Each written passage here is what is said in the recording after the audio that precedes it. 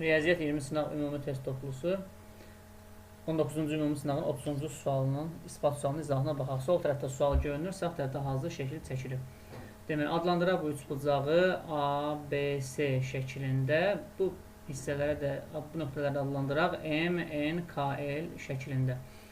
Və bu şərtdə deyir ki, eyni bölükdə 3 fiqura bölünür. Yəni, burada gördüyümüz bir üçbucaq və 2 trapesiya var. Bunların hər birinin sahələri bərabərdir. Bunların hər birinə S işarə edə bilərik. İsbatında görürük ki, nəyi bizdən soruşur.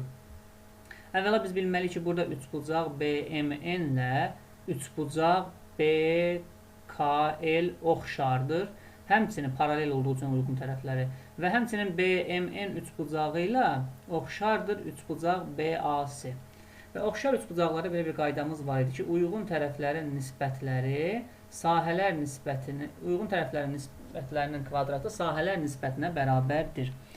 Yəni artıq biz burada BMN üçbucağının sahəsinə 1S demişik. Onda BKL üçbucağının sahəsi 2S şəklində olacaq. Yəni ixtisar getsə 2-də 1.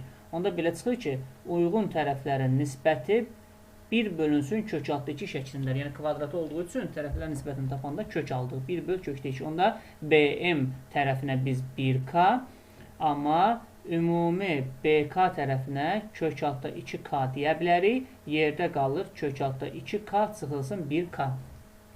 Həmçinin BMN üçbucağı ilə BAC üçbucağı müqayisə etsək, birincinin sahəsi 1S-dir, ümumi sahə BAC 3S olduğu üçün ixtisar gedir 3-də 1. Onda alınır tərəflər nisbət, A3 deyirəm buna, tərəflər nisbəti 1 böl kök altda 3-dür. Yəni, həqiqətən görürük BM 1K-dır, amma ümumi BA isə kök altda 3K şəklində olacaq.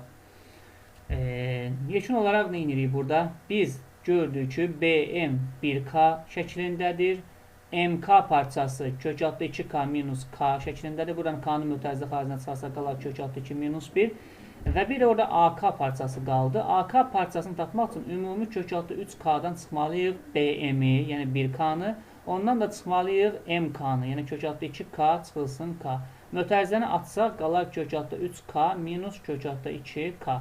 K-nı da mötərizə xaricinə çıxarsaq, alınar kök altda 3 minus kök altda 2. Və bizdən soruşduğu budur. BK bölünsün MK, o da bölünsün AK-ya. Burada deməli BK-da K-lar ixtisar getsə hər tərəfdən qalar 1. Sonra MK-da bölünsün kök altda 2 minus 1 və bölünsün AK-da isə K-da ixtisar getsə qalar kök altda 3 minus kök altda 2. Biz də ispat etdik bu bərabər.